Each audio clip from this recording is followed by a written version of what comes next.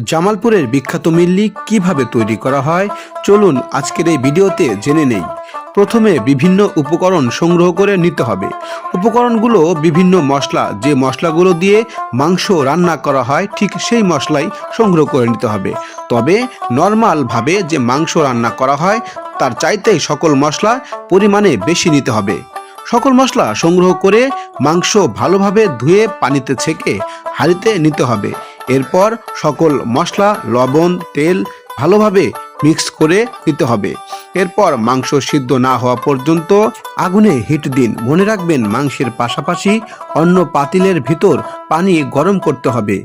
মাংস সিদ্ধ হয়ে গেলে সেই গরম পানি মাংসে ঢেলে দিন। এরপর সংরক্ষিত চাউলের গুঁড়ো পানিতে গুলিয়ে নিন। অবশ্যই ঠান্ডা পানিতে গুলবেন।